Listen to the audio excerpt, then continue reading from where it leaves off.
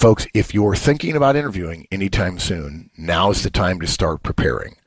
Interviewing is not about smarts. It's not about personality. It's all about preparation in the modern age as more and more companies use more and more tools to separate the wheat from the chaff.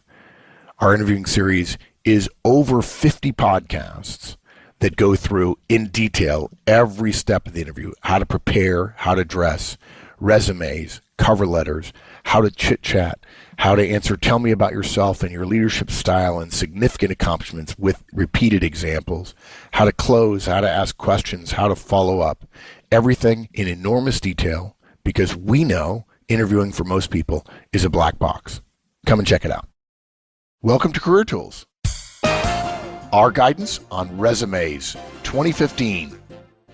Okay, Wendy, time for our annual resume guidance on this year in 2015. It's the only repeating guidance we give that is timely rather than timeless, even though technically it's pretty timeless. Resumes haven't changed that much, right? Oh, no, I was going to go to like 4 pages and change the font and start putting my age back on there. There you No, go. no, okay, we'll carry on doing them the same since they're effective.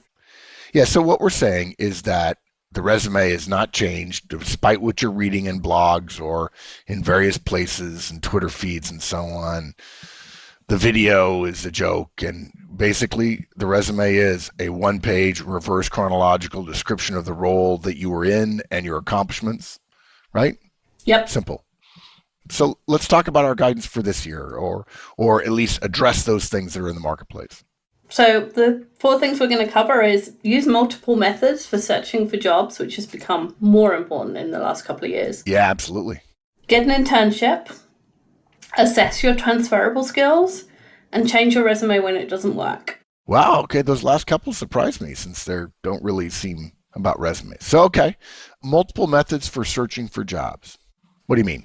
We've talked about this before in the previous updates, that the job market became more disintermediated, meaning that the candidates had more access directly to jobs. So it used to be that you had to go through an HR department or you had to go through a recruiter, and now you can go to job boards, you can go to LinkedIn, you can go to Twitter, you can go, 1,000 ways to directly access the jobs that are available. And every time some new kind of technology is invented, somebody will try it out. Like, I'm pretty sure it's Zappos, but they always seem to end up as the example. But they have like a club that you join, and then they send you emails, and that's the only way to find out that there's a job there, which is just bizarre.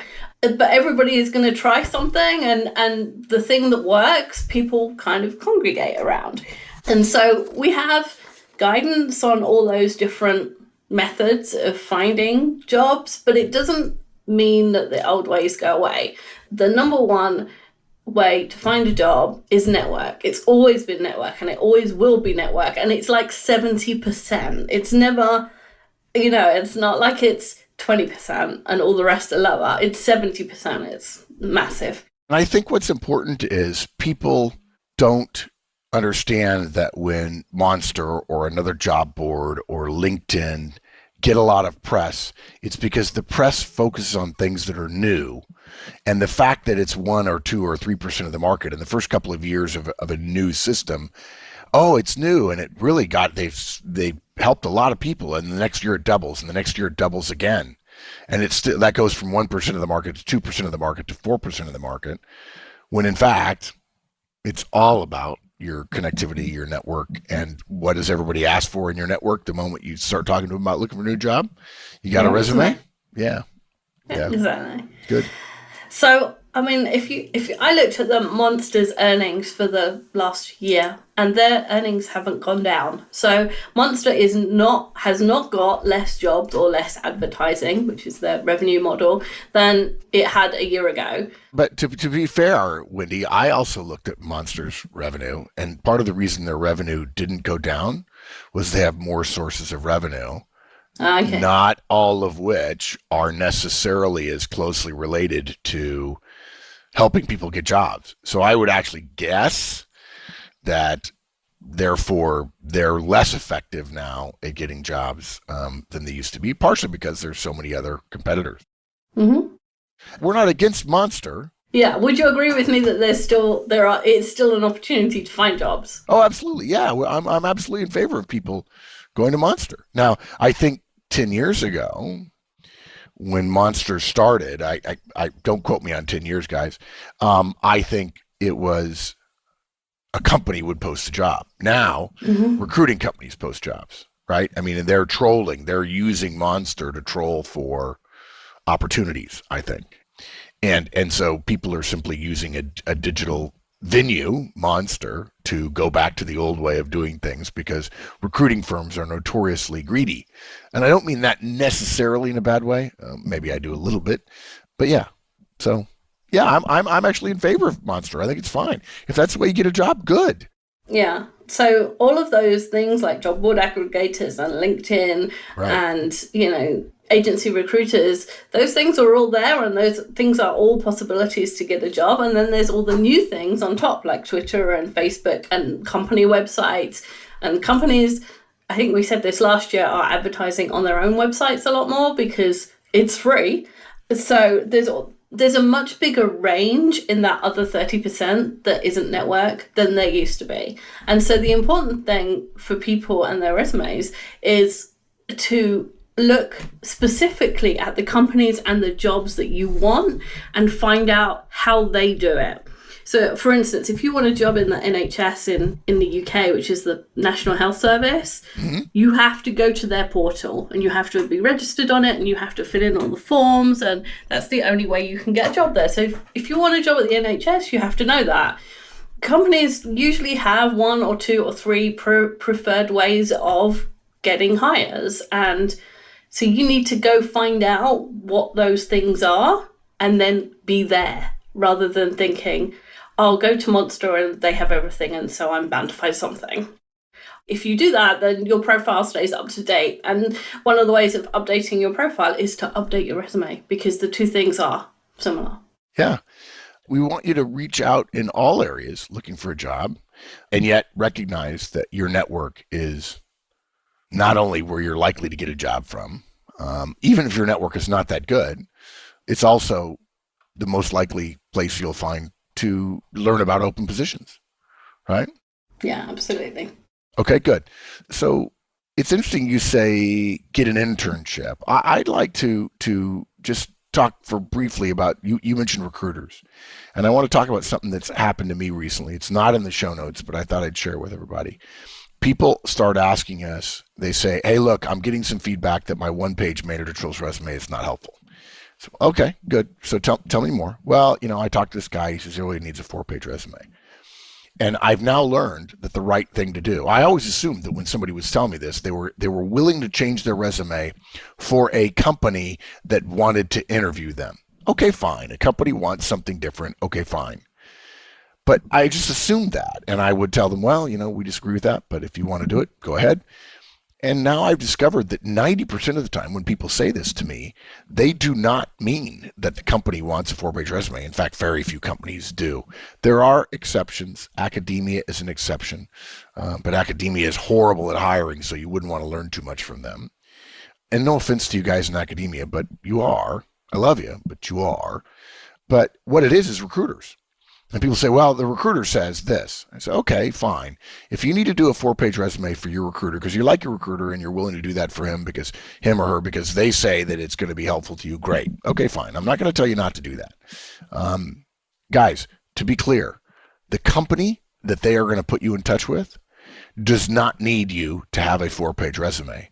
The recruiter is asking you to do what they don't want to do and put every single thing you've ever done down so that they can increase the chances of putting you in touch with more companies, which is both good and bad, but that's part of our recruiter guidance, which we did 8-10 years ago, and we encourage you to go to that podcast. That is not a resume. They're going to call it a resume because they can say resume and you owe them a resume. But what they're trying to do is get the company to say, wow, look at all this stuff, and they're trying to get you an interview, which of course is the purpose of a resume. The company doesn't want that. Okay. HR may be saying, I want more information. And so the recruiter who mistakenly thinks you work for them tells you, I want more stuff. That's not a resume. That is an amalgamation of a resume and the kind of work that recruiters used to do, developing information about candidates when they focused on individual candidates rather than simply blanketing the marketplace and sending out as many resumes as they possibly could. And the recruiter feels obligated in part to do it because if the client hints that they want more information, because the client pays the recruiter's going to jump. But when the recruiter asks you for a 4-page resume, it's not because they're really asking you for a resume. They're asking you to do their job. I'm not saying you shouldn't give it to them, but that's not your resume. That's a thing you give to the recruiter to help them try to get you more jobs, and it doesn't work very well. A 1-page resume is preferred by clients, and if you're right for the job, it'll be on the 1-page resume. The 3rd and 4th page are not going to be looked at. They're just not. Lazy recruiters. Yeah, exactly. Okay, good. The next thing you say is get an internship. Yeah. So one of the things we hear a lot or is written a lot is I can't get a job without experience and I can't get experience without a job. And I see this a lot for new grads. So people that have graduated in the last 5 years, especially English lit majors for some reason, say, I did my degree, I've got all this debt because they're in the US and they had to pay for it, and now I can't get a job. Well, one of the ways to get a job is to get an internship. Whether it's paid or unpaid doesn't really matter to the experience. Right. If you can afford to do it and be unpaid and get that experience, then that's a good thing. So I didn't know how to get an internship, so I just Googled internships, and there is internships.com, amazingly enough, and there were 115,000 internships on there. So anybody who says I can't get experience, I just beat you, because there was everything on there. They were all over the country. They were in all sorts of companies. They were in all sorts of areas. And you don't need to have an internship that's exactly the job that you want to do. So if you did accountancy and you want to be an accountant and you have an internship in an accounts office and all you end up doing is the filing, that experience is still relevant, right? Because you actually start to understand how the office works and you understand how the different roles interact and you understand how they interact with their clients because you're paying attention to what's going on around you. So you don't necessarily need to look for the experience that is actually what you would do on the job that you want to do it on. Right. And let's also say this. I know there are a lot of people listening who go, I can't do an internship. I need to make money, or that's only for kids. Well, certainly it's much more likely for a young college graduate who's looking for opportunities, somebody just out of university. On the other hand, if you already have a job and you're looking to change fields, you could do an internship working for a nonprofit. You could volunteer for a nonprofit as well. You could raise funds for somebody. There's all kinds of things you can do. And now if you're out of a job, an unpaid internship may not help. On the other hand, if you're sitting there saying, I'm not making any money and I don't have any time, okay, an internship is one way to get it. And I think too many people want to go from 0 to 100, meaning I don't have a job. I want a job tomorrow. Please help me. And after a year, basically, you need to start thinking, I'm going to need to go from 0 to 1. If people are telling you don't have experience and you want to go into that area, then my suggestion is be willing to consider an internship. And our guidance is do whatever you can to increase the chances. And what people often say to us is, well, that's not going to, that doesn't guarantee anything. Well, okay. All right, fine. I'm sorry. We're not in the guarantee business. We're in the moving you forward so you'll increase your chances business. Yeah. And if you're unemployed and sitting at home looking for a job, then you can absolutely afford to spend 4 hours, 3 days a week volunteering, or on an unpaid internship, doing something in a back office somewhere. Because, I looked at our local dog shelter, but I also know the aquarium in Monterey. All the jobs where, you get to touch the animals and play with the penguins or play with the dogs are all taken because everybody wants to do that. But the back office things like, accountants and PR and marketing and all those things that people find it really hard to get experience in, they're desperate for. And they all say, work from home, any hours you want, we'll take it because they need you. So I'm going to take no excuses. And one way to get to internships is join a professional organization. We recommend that to people. There are opportunities to gain experiences there. I mean, and there are people that expands your network, and there are opportunities to assist them. And everybody else who's there is probably busy with their full-time job and you're not, and so you can help out. And I got to tell you, if I'm in your organization and you're looking for a job in our area and you're in our organization, you say, look, I'm looking for a job, and so I have more time than you guys, so I'll help out. I say, this is my kind of guy. And suddenly I look at you differently. I was in Toastmasters for 3 months before I was voted president of our group. No, and not because I was any better than anybody else, but because I was kind of willing and thought, okay, I can do that. It doesn't sound too hard. Yeah, and that was because, everybody else said, I haven't got time, I've got other things to do. Yeah, because you just have tons of time working. Yeah, I do have tons of time, but, That's funny. Okay. I shouldn't say that. Yeah, next thing. Well, I was kidding.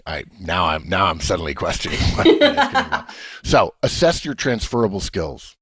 Yeah, so a transferable skill is any skill that can be used in multiple professions. So, for example, there's few jobs in the world that don't need project management skills. Even if you're shelf stacking in a store, you've got to get the pallet to your aisle, you've got to decide which order you're going to put them in, you've got to manage your time so that the things are stacked in the time before the end of your shift. There's all sorts of things to consider, which are actually... It's a short project, but it's still a project. And you have to complete it on time and on budget, which means don't drop everything or break it. And to spec, all the cans have to be turned the right way and it has to be on the edge of the shelf. And there's rules about those things. And so if you've had that job and you apply for a job that says project management, you can use that in your resume. Right. And people they start to think they don't have skills because they can't they can't imagine transferring those skills, or they can't break down the activity they did. Right. Or what they do is they assume that the skill is exactly what the company wants.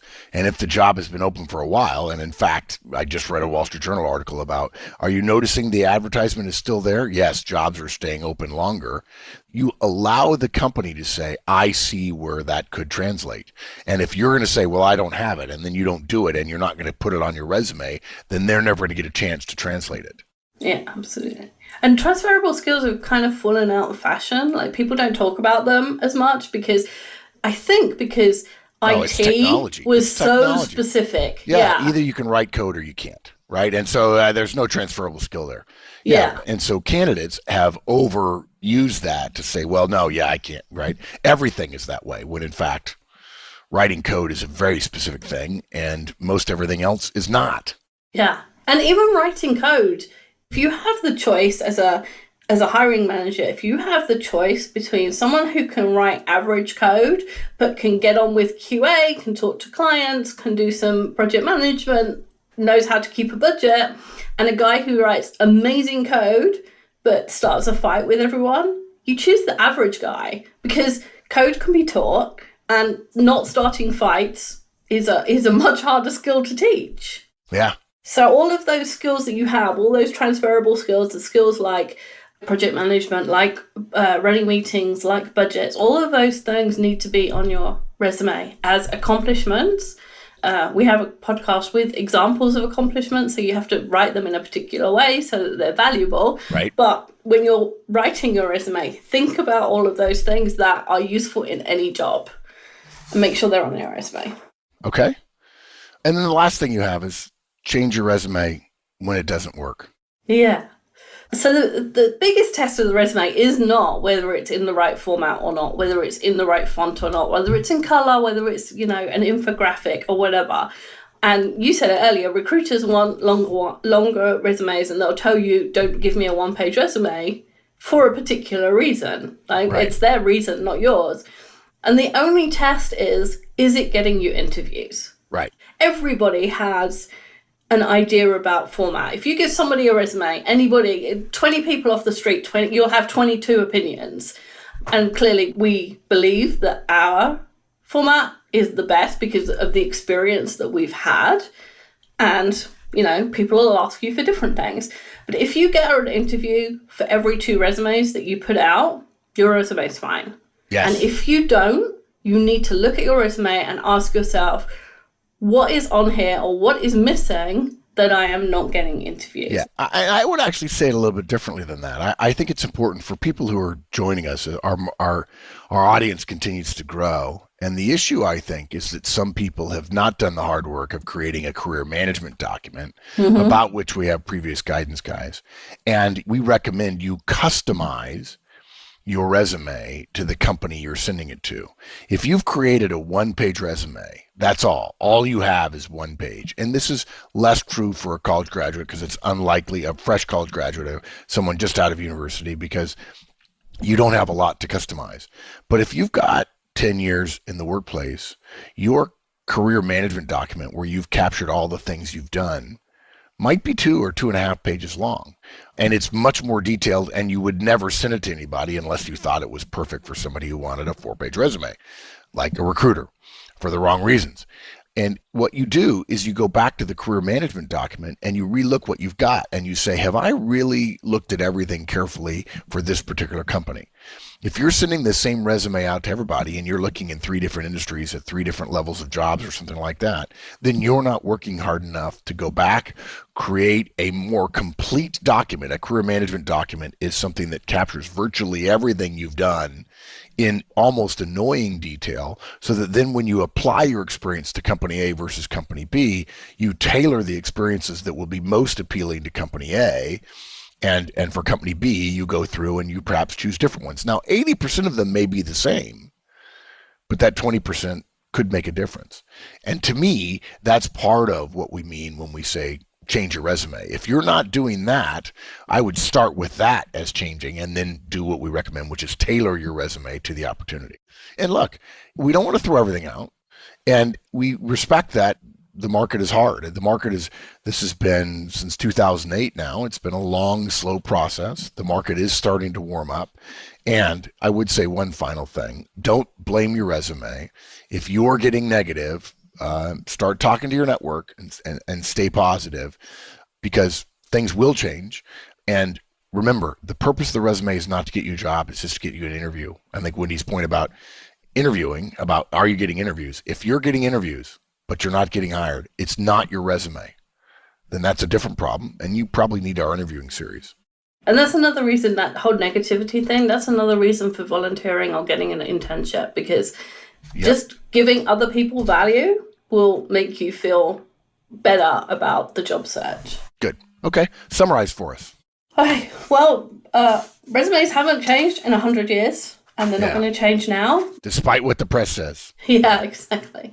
And you still need to be able to show what you've done and how well you've done it, which is what the job description and the accomplishments show. And the emphasis shifts a little bit with the years, which is why we do this every year. And keeping up with it, even if you're not looking right now, just keeping up with what's going on out there is a good thing. And next year, we'll tell you what's most important next year. Okay. Thanks, Wendy. Thanks. Bye, everyone. Thanks, everybody. That's our annual cast on resume guidance. Resumes don't change as much as the common world wants you to. Stick with us. We'll be back next year with more good guidance. Career Tools produces actionable guidance for professionals every week. To receive additional materials via our newsletter and to find products for situations you may face, go to www.managertools.com. Search for Career Tools on Twitter and LinkedIn.